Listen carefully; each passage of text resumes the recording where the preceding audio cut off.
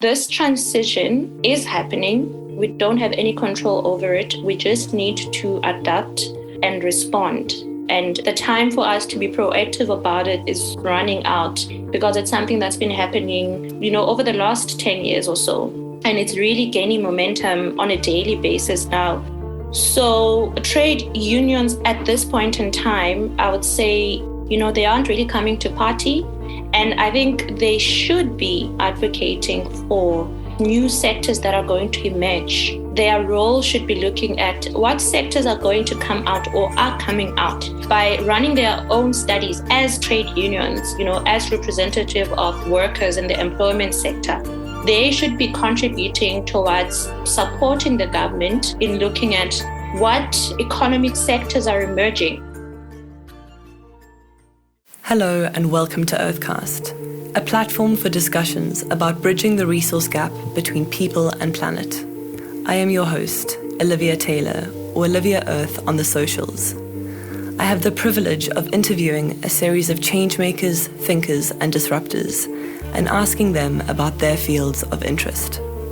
Together, we will discover fresh perspectives and the most useful levers in society for change. More specifically, we will look at how to solve wicked problems and make decisions at the margin. If you would like to hear more from Earthcast, subscribe and follow us on social media. Earthcast Season 1 explores the just energy transition and unpacks varied topics such as finance, policy, deepening inclusivity, innovative technology, and how to accelerate the transition given climate limitations. Thanks for listening in to Episode 25, Season 1. Today, I'm excited to be introducing Bathandwa Vazi, who is a qualified town and regional planner with an honours degree in public administration and an MBA. She is an established professional with 10 years of experience in local and provincial government across South Africa, advising and supporting them on best practices, as well as developing various plans and strategies, including climate action plans and revenue enhancement strategies. Bathandwa's experience broadly ranges across sustainable energy and climate change approaches in urban development. This includes the areas of local-level energy data and policy development, energy efficiency, renewable energy, informal sector electrification, and related local government structures, mandates, and project implementation. This includes capacity building, facilitation, training, a learning network, and materials development specifically towards the reskilling of professionals in the area of local government and sustainable energy. So, Bathandwa, question 1, what was the benefit of completing your MBA after having had work experience, opposed to going straight into your MBA after your postgrad? And what specific experiences can you share that culminated in your choosing to pursue this career?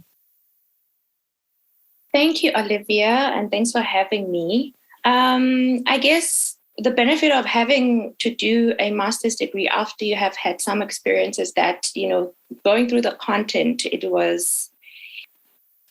I guess I was dealing with content that I had experience with, so it was familiar, but at the same time, it was also enlightening because you get a bit of depth in some of the things that you have done. Say, for example, management. You get a bit of depth and different management styles. Obviously working within a government space and having to do an MBA, which is, as much as it's designed for all management, but it focuses a lot more on the business side of things. So having to apply the business approach within a government environment was also interesting. And it kind of forces you to think outside the box because it has a lot to do with the economy, micro and macro. There's a lot around knowledge management and how you go about doing that, obviously from a management perspective. So I guess I wouldn't have been able to, because it's an MBA, and it's not subject specific, unlike other master's degrees. Yeah, I wouldn't have been able to, I guess, cope with it as much as I was able to because I had had work experience. Yeah, I don't know about culminating of other experiences, but I think in a nutshell, I'd say it has kind of groomed me around management and around entrepreneurship as well, in terms of how I would go about establishing a business and maybe even supporting other business owners as well, in terms of how they can deal with strategy and marketing and operations and management of, the day-to-day, et cetera, et cetera. So there's a lot, actually. There's a lot. Thank you so much for answering that. I think it was particularly important for me to ask, because I'm seeing a lot of young people coming out of their postgraduate degrees and feeling such pressure to continue studying because of the lack of job opportunities. So thank you for explaining that. That's been really useful. And so for the second question, what do you think the impact of decommissioning coal mines will be on the SA economy, on the South African economy? What are the job concerns surrounding the transition to renewables? And what is the potential for job opportunities, both during development and during the production of renewable energy projects? Well, with regards to the decommissioning of the mines, that is national government responsibility at the moment, and obviously Eskom, because Eskom is a national government entity. And I guess the ripple effect of that at the moment, with what has been explored with the Just Energy Transition draft framework currently, and all the other engagements that have been led by the Presidential Climate Commission, it's to sort of look at what the effects are going to be in Mpumalanga, because that's where all the coal mines are. So there haven't really been much in terms of looking at the overall ripple effect. And recently we were involved in a Just Energy Transition research that was looking at that specifically in terms of translating what that process is going to be like for local government and how it should be unfolding for local government, but at the same time how cities and municipalities should be looking at responding. So basically, we looked at the different industries that are going to be impacted. And one of those industries is the automotive industry. And obviously, it's a very broad industry because you have your car manufacturing, and then you have your the petroleum side of things. So largely that market or that sector employs general workers and semi-skilled workers. You do have your skilled and your technical, but it's only a fraction of that market. So largely, those people in that market are semi-skilled and non-skilled. So because they don't have a lot of skills, you're looking at having to look at how the market is going to change and how the sector, how the energy sector is going to change and how that is going to impact different economic sectors that will emerge. So for example, you're also looking at your electric vehicles that are coming in, and the national government is making a lot of pronunciations around that. You are also looking at the energy transition from a generation perspective. So you want to look at the economy from that angle. So all these new sectors or all these emerging sectors, and what space or what opportunity can they provide in terms of new job opportunities and what skills are going to be needed. So for example, if you're looking at electric vehicles, you're looking at charging stations, you're looking at increasing electricity capacity at the moment, because mostly our electricity is still coming from the coal powered power stations. You still having to look at a transport sector transitioning, but powered by coal, right? So, and mostly you want to have renewable energy also coming into effect to power some of those transitions. So once I guess we reached a point of parity between the amount of renewable energy generated into the system and the amount of coal energy that is sort of leaving the system, then I guess that's when we'll be able to tell in terms of the new job opportunities that will be coming in. So how much, say, for example, solar panels do we need in the country? Once the charging stations start being rolled out, how many operators do we need? How many technicians do we need for that? How is the petroleum sector going to transition as well? Previously last week we were at the city of Johannesburg, and we were basically having those engagements. And one thing that came up was, so for the petroleum sector to also not be left behind, they also need to be looking at how do they retrofit, so to speak, the petrol filling stations with electric vehicle chargers, because over time, and I mean the projections that were made in that session were in the next 5 years, in the next 10 years, because also with what's currently happening with Russia and Ukraine, the European countries are like fast moving into really scrapping off petroleum-powered vehicles, and so the transition is happening at a much quicker pace than it would have if it wasn't for what's happening right now with the Ukraine and Russia. So that's going to impact us as well. I mean, it's already impacting us with petrol prices, but it's also forcing us to really think quickly, and it's forcing us to really move quickly around the transition. Yeah, I feel like I've gone into I've gone into it a bit there, but it's just basically going to open up new opportunities in the economy, and both the private sector and the public sector need to be prepared for it, and they need to start projecting for those new opportunities.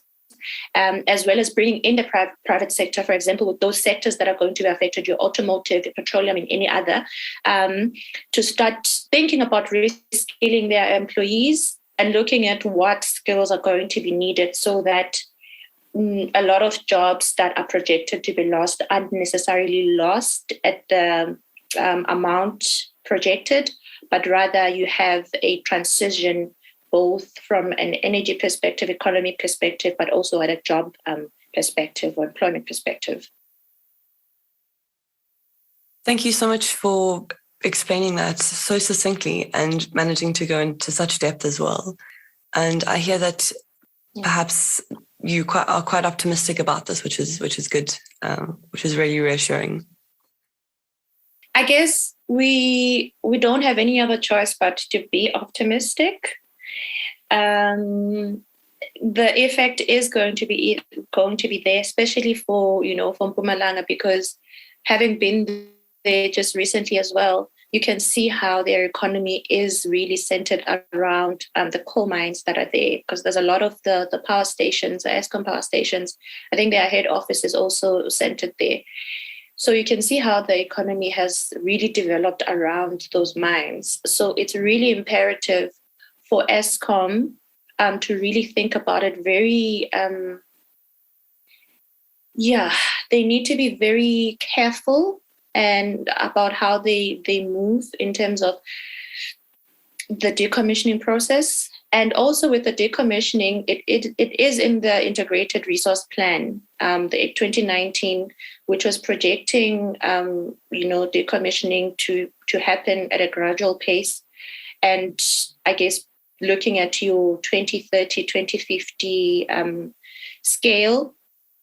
So it is something that is happening, but as you can see, it hasn't necessarily started because they're still trying to respond to the challenges that are happening at the moment with their power stations. So you can see that it's not something that has started as much as there has been that procurement process for, I'm not sure, bid window, whether it's bid window 6 for new generation capacity to come again from your independent power producers into the grid. So that is happening, but it obviously, because it's still in procurement, etc., we don't know when that generation capacity will really come into effect. It might be end of this year or sometime next year. So yeah, we are talking about decommissioning of the coal mines, but it's something that hasn't really started happening. And I guess because it hasn't really started happening, they need to be quite careful in terms of how they plan for it, especially for the province of Mpumalanga, and what new job opportunities can come out of that as well. Let's talk further then about energy access and energy poverty and inclusivity. Where do the trade-offs lie, in your opinion, with regard to scalable solutions for communities to enjoy clean, reliable, and affordable energy? Well, with the way that our energy system has been designed, or our power system has been designed in the country, it's been largely monopolized up until maybe 8-10 years, or even recent, where we started looking at small-scale embedded generation. And that is when communities started participating in this, quite monopolized sector by being able to install these smaller solar systems for their own personal use. But it then opened up an opportunity, and it opened up a new sort of sector within the energy sector where, municipalities and Eskom and the government needed to start thinking around bringing in other players into the space, and guess decentralizing to a certain extent the monopoly that Eskom has had in the sector. It also ushered in an opportunity for municipalities to really start looking at energy as not just as a utility where they sell kilowatt hours, but as a business unit where, within a business unit, you provide services, but you diversify within that, service package that you're providing. So they needed to diversify in allowing consumers to generate and looking at the different pricing methodologies around that, so it was no longer going to be the normal tariff that they are charged, but they had to look at incentivizing it so that consumers are encouraged to do their own installations. But it also pushed municipalities to look at their revenue model at a different lens, in that if you have consumers now generating their own electricity, how is it going to impact the kilowatt hours that were sold that are no longer going to be sold? So in a way, it opened up an opportunity even for lower income households that may not have the capital to do their own installations, but rather can lead or can drive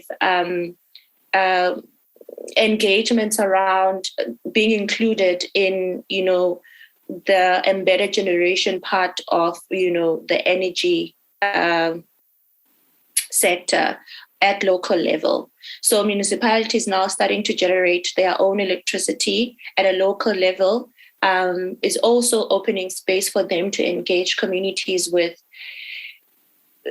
not just energy access, but also energy efficiency, because at the moment we are having a strained energy system. So you want to start talking about energy efficiency and how it improves or how it sort of sustains or assists in terms of conserving your energy within the home space. So it has also opened up a discussion around how do you improve access to low-income communities, clean energy access, right? So municipalities starting to generate their own energy then opens up a space into where they look at, if we are able to generate our own power, how much are we saving from what we used to spend purchasing bulk energy from Eskom? Because that process in itself has a lot of charges, and municipalities are actually overcharged in some instances by Eskom. So if they're able to cut that out, or they're able to, say, minimize that, or have a fraction of that removed by their own generation capacity, it means that they're able to save more. So now the theory around that is, once you are saving more, does it mean that you are able to judge less amount for energy, so less tariffs or tariff per kilowatt, especially for the lower income households?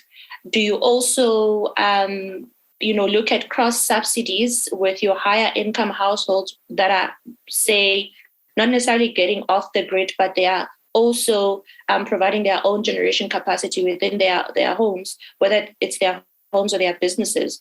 So how are you going to manage that cross subsidy thing to improve access, but also to make access affordable for those who cannot afford?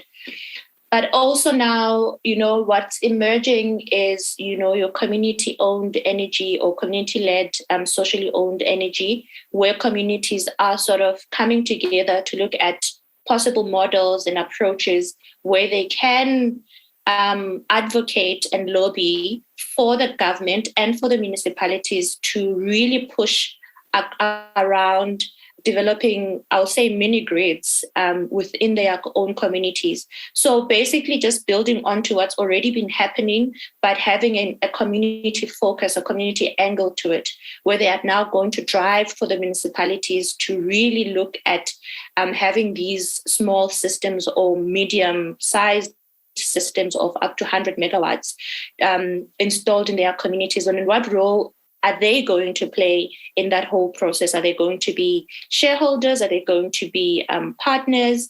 But at the same time, it really opens up, that whole thing that's been technical for the longest time, that's existed in a cloud, so to speak. You never knew where electricity came from. You just came into your home and you switched on the light and it was on. All you needed to do was pay your bill at the end of the month, or all you needed to do was to go and purchase units at a shop or wherever. So now it's an engagement process, but it's also an educational process where people are really starting to embrace the fact that they are shareholders in the grid itself, because the grid is it's publicly owned, it's a public asset. So we never really knew that, we actually own the grid as citizens because it's a public asset. We never knew that, but we also never knew how. Because we are never included in the whole running of it, and, whether it's generation, whether it's transmission or distribution. But now we get to play a role, even if we are playing a role at the last end, which is your distribution part. We also get to play a role in how electricity is generated, but we also get to play a role around this energy transition, because now we're not talking about generating energy from coal or any other source. We are specifically talking about generating energy from clean sources, your sun and your wind. So I guess in a nutshell, what I would say is that where we are right now, the transition has ushered in, really pushing the decentralization of the energy sector. And now we are at a point where communities are also starting to play a very significant role in that process. Just before I go on to the next question, which is actually going to talk about decentralization in communities, I wanted to just say that was insane. Thank you so much. I was actually going to ask you a question about renewable energy and SSEGs later, small-scale embedded generation, and how they perhaps threaten Eskom's model. Mm-hmm. And now you've mentioned mini-grids as well, so I'm really interested, although I think you have answered that question, because I was going to ask, how does Eskom need to adapt and stay efficient, relevant, and become profitable? But, how in practice can power be decentralized to communities in a way which enables them to play a role in the just energy transition? The only way to do that, Olivia, is through local government, right? Remember in the beginning I said this whole thing is still happening at a national level, and obviously Eskom being a national entity. So we really need to bring it down to the local level. And the one way that communities can play that role is through municipalities, and through municipalities actually engaging them. So what's happening now is, through community-based organizations, and, some projects are coming up that are looking at empowering communities. So communities are empowering themselves on the side, And municipalities are also, trying to develop these localized policies around energy generation at a local stance, transmission and distribution. Obviously, transmission is another monster altogether. But at the moment, we're looking at generation and we're looking at distribution, right? So the next feasible thing to do is for communities to engage municipalities, but also municipalities to engage communities. So what has happened in the past is that there is that disjuncture between the communication that exists between municipalities and communities, where because of the model that we've had, where municipalities were selling kilowatt hours. And I guess this runs across to Eskom as well, because you would note that there's been very minimal engagement up until recently, where you have Eskom having your press releases and updating people. But even when this load shedding started years and years ago, there was never any engagement. We were never appraised of what's happening and why it's happening. We would always just get notified that there's going to be load shedding, right? So now you can see that they are opening up that line of engagement, even if it's through media and even social media as well, where communities, which is you and me, and anyone on the street and anyone who has access to Twitter or any other media form, are able to share. We are able to share our opinions. We're able to share our frustrations, but at the same time, we're also able to share what we think should happen. So because that is at a national level, it's kind of difficult to extract and act on, ideas and engagements that are happening on the ground directly through a national entity or a national government. So, a national department. So that's why now you're finding that they are sort of trying to develop some policy, which is your just energy transition framework, which I think eventually will be translated into some green paper, white paper, and maybe a policy at the end of the day. And that's how national works. So for local, because local is more empowered to act quite radical or quite immediate, as opposed to national. That's where the community engagement really needs to happen. So not just communities empowering themselves and then approaching municipalities to actually have a say, but municipalities really need to beef up and diversify how they engage with communities. I think a nice way of looking at it, or a nice maybe case to think about, is the recent Tshwane ya Tima campaign, where the city of Tshwane ran a campaign on all the customers that have been owing the municipality over the years. And they, in a way, that campaign was sort of galvanizing support for the municipality to be able to do what it's supposed to do. Because previously municipalities have sort of not been able to switch off power, especially for government buildings and for big business. They've sort of not been able to, and it's been a political thing going on. But I think for them running that campaign, they sort of had the public support, right? Because we're always getting news reports around municipalities owing this and municipalities not being able to provide their services, etc. But we never know why, And a large part of that is because the revenue for municipalities comes from electricity sales. A large part of the revenue, I think electricity is the second largest revenue source for municipalities after rates. So by them not being able to collect, it means it cripples their ability to provide services. So by them running that campaign, they were able to sort of get the sympathy and empathy of the community. But it was also a way for them to open up that engagement process where they are able to provide an explanation of, we've collected this much, and this is going to be diverted into, beefing up service delivery here, or beefing up that, or beefing up that. So you are now starting to see a building of trust, regaining of trust between consumer and municipality, which is quite pivotal in being able to then bring in communities within this energy generation space. Because if communities don't trust the municipality or they don't trust government to deliver, then this whole thing that we are trying to do is not going to happen, So communities need to trust the government, but also the government needs to bring in and engage communities at every step of the way. Say, for example, if now S1E was to say they are going to develop a solar plant or a solar farm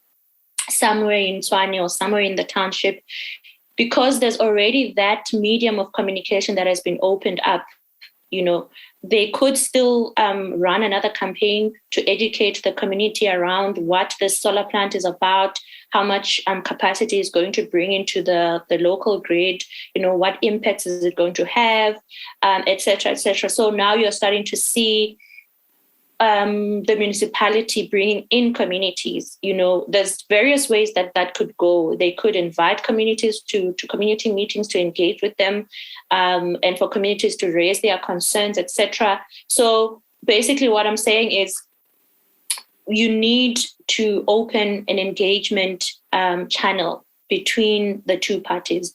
And the best way for the just energy transition to really be realized within our country is to empower municipalities to be able to do that. Because at the end of the day, it's municipalities that are closest to us. The policy making can happen at a national level. The decommissioning can happen at a national level. But at the local level, where you really get to see the impacts of your job losses, of your load shedding, or of your service delivery breakdown, that's where it needs to happen. And I do believe that that's where the impact of just transition can actually be realized as well. Bathandwa, what do you think should be the role that trade unions play in the just energy transition? Should they campaign for creating renewable energy jobs, or are they limiting the progress due to fear over losing mining jobs and the effort involved with or upskilling? I think the role of trade unions, and this is my own personal opinion based on observation of what has been happening in the country, it has deteriorated in the sense that you kind of don't see trade unions really speak in defense of workers. And I'm saying this in that, this transition is happening. We don't have any control over it. We just need to adapt and respond. And the time for us to be proactive about it is running out, because it's something that's been happening, over the last 10 years or so. And it's really gaining momentum on a daily basis now. So trade unions at this point in time, I would say, they aren't really coming to party. And I think they should be advocating for new sectors that are going to emerge. Their role should be looking at what sectors are going to come out or are coming out by running their own studies as trade unions, as representative of workers in the employment sector. They should be contributing towards supporting the government in looking at what economic sectors are emerging, what companies are coming into the economic space or the South African space that either renewable energy generators or manufacturers of parts that are used within renewable energy sector. They should be looking at, we talked about the automotive sector being greatly impacted. They should be the ones leading the discussion and perhaps policy that will encourage new entrants into the automotive sector that are looking at either green fuels or green vehicles, etc. And what skills are required there? What infrastructure is going to be required? Do we need to retrofit? Do we need? So I guess in summary, what I'm saying is that trade unions really need to be playing a leading role in guiding the employment sector in what is currently happening, rather than sort of trying to safeguard mining jobs and sort of speak against the energy transition. They should be supporting the government in finding solutions around new employment opportunities that may come out. Even with the coal mining decommissioning, they should be leading the discussion around what Eskom should be doing to sort of safeguard the projected mine jobs that are going to be lost. So looking at what Eskom should be doing, around whether there was a discussion a while back where the CEO of Eskom was mentioning that some of the power stations that are decommissioned or that will no longer be running can be used as space to actually install solar.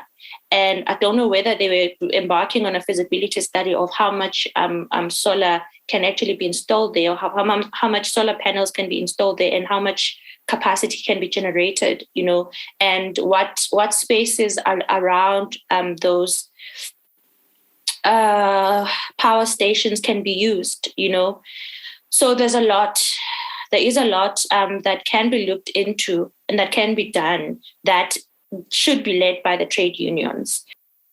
Yeah, and yes, I do agree that they should be campaigning for renewable energy jobs, and they also should be campaigning for upskilling. And the only way that they would know what skills are going to be required is for them to play a part in the research that is currently unfolding. TIPS is doing a lot of that at the moment. And I think some other sectors like your transport sector is sort of starting to do that as well. So they need to be, we need to be the ones drawing from them and whatever studies that they are undertaking as, representatives of the employment sector to say, okay, this is emerging. This is where you could potentially employ this number of people. These are the skills that are required. And these are the players that need to take up that role in upskilling these people, etc. These are the new areas that will require perhaps new academic qualifications, for example.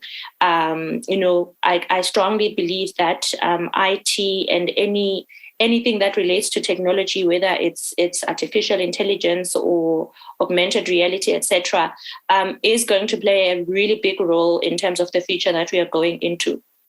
So those are the spaces that they need to be playing a role in and finding opportunities in to sort of support the government in providing solutions for the employment sector. I have so enjoyed listening to you. And before I ask you the last question, where can everyone listening follow more of your work? Where can you lead us to? What social media handle? Okay, so I think it would be best that they follow Sustainable Energy Africa on LinkedIn.